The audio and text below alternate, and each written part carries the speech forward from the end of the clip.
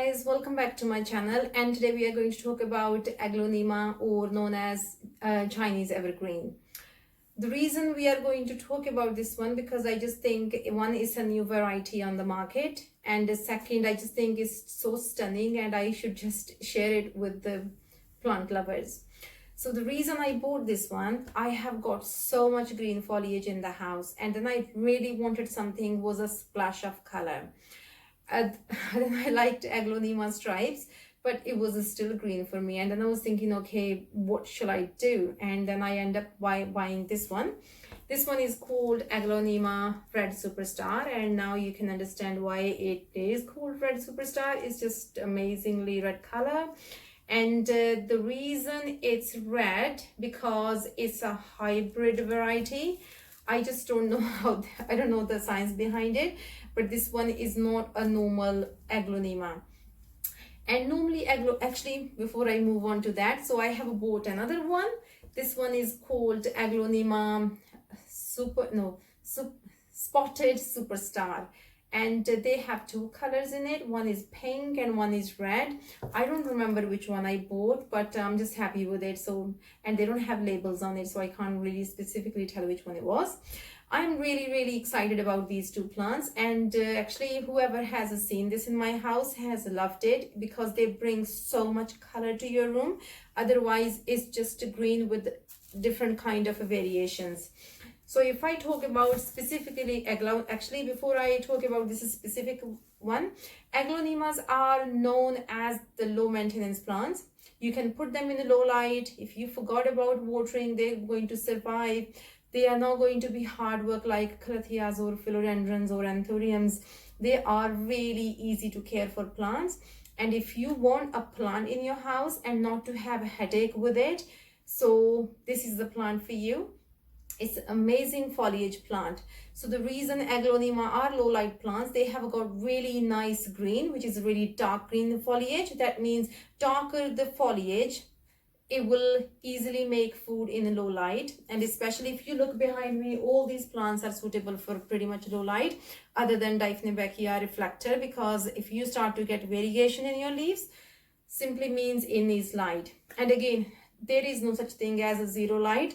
All plants need light, and low light ones are really pothos and Aglaonema. Even peace lily can do and won't just flower. Then you have Diphnebachia. So there are many other options, and Aglaonema is one of them. Now these specific ones, these are not low light plants. If I put these plants in the low light, I am going to lose the redness of this, and I'm going to have more spotted leaves. Eventually there could be just green leaves, because green bit is what the plant needs to make the food. If I put it in the low light, it's really struggling to make food, so it's going to lose its color because it needs to survive.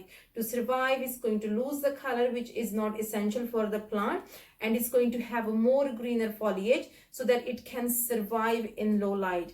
So I will really say these plants are not for low light, they are for a medium light, and this plant will do so well in medium light.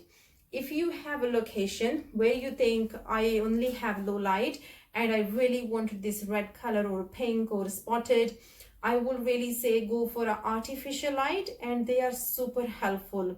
And that means we can have any plant anywhere we want, really. We don't have to be restricted by the location of the house or how much light we're going to get. The other important thing we have to talk about is watering. Watering is really important, not just specifically for this, for any plant. Overwatering is going to kill your plants, and underwatering doesn't kill, but you just know your plant needs water, and there are telltale signs.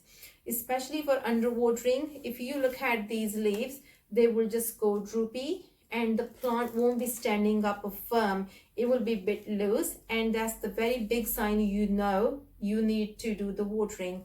Or these edges will start to be brown. Again, if you have low humidity, over fertilization, you're still going to have the brown tips. So there are so many reasons you can have these brown or yellowing on the leaves. So if my lower leaves starts to go yellow, I don't need to worry about that. That could be just a maturity and my leaf has to go, it's dying.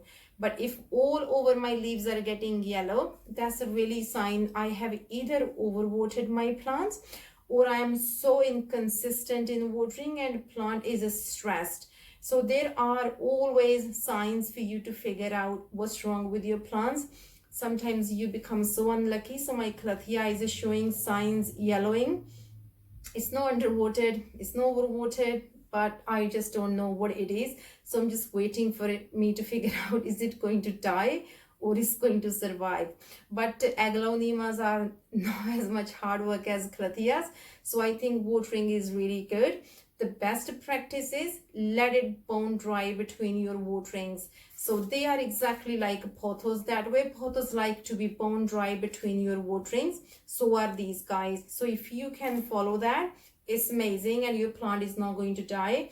Actually, when I was reading about aglaonema, so there was this person, he discussed that he had bought aglaonema in 1984 and it's still going. I'm just wondering at the size of that, and the person said might outlive even him. So that's how amazing these plants are. So there is a key factor which determines how much to water. So if I take this plant out and if I show you, this is just coconut coir. And what happens with the coconut coir?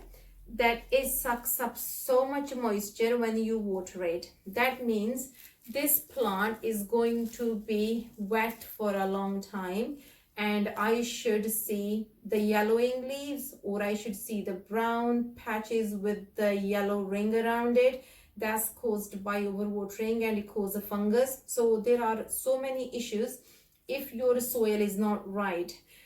Then I always wonder, why doesn't this happen in nurseries? Because they have this material, but I will guess either they have a very nice greenhouses, very high humidity, and second, they have a controlled mechanism in place. So when the water level drops this much, they would have slowly water the plants. But we don't have those mechanisms at home. So it's so important for us not to put our plant just in coconut coir or just in the potting soil. Actually, if you buy potting soil from outside, it comes with perlite, so the aeration is already added. I would really say that we don't need to buy peat. So many people do buy peat or moss for their plants.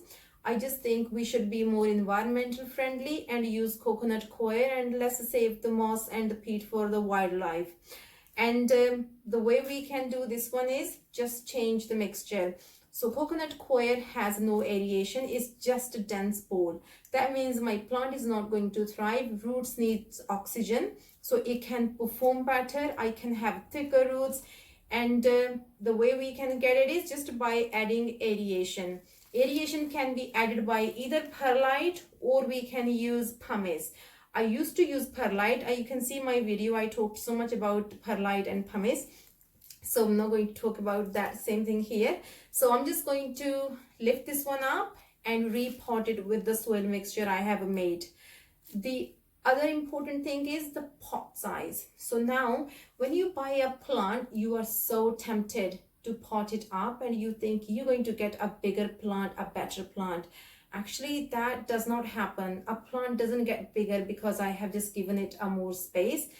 Plants like to be pot bound, and the right size pot is the best for it.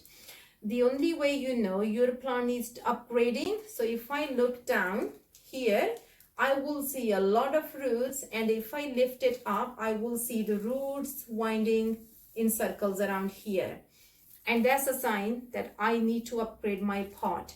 But if I look at this one under, there is absolutely nothing. I don't even see any roots. So I think it has a really small rooting ball system.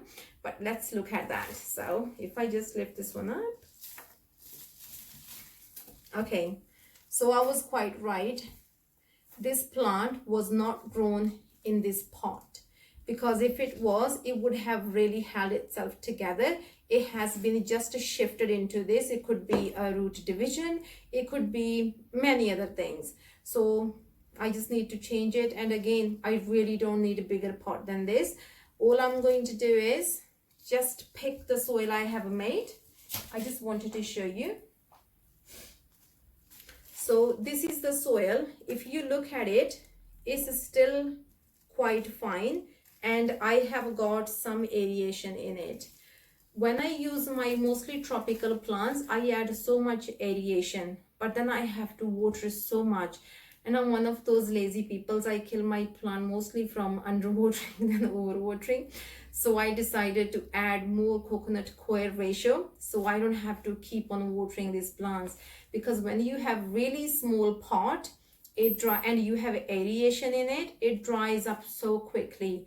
And I don't want to keep on watering twice a week. So I wouldn't even tell you how many times to water this plant in a week or a month, because it depends on your pot size, depends on the location, depends on your soil. So if my plant is in a really bright location, that means it's growing really fast and I need to water it more and feed it more. If I put this plant in a low to medium light, it's not going to grow fast. So that means it will take less water from this container, and my plant won't need that much watering. So I actually did make video on watering as well. So if you are interested, I'm just going to fill some of this with the soil.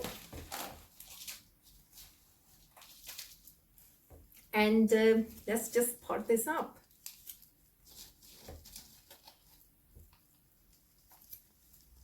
The important factor is when you pot this up, try to level at the same point it was. So I know it was around, actually I still need to take some out and then fill it up. And I'm just going to fill this up.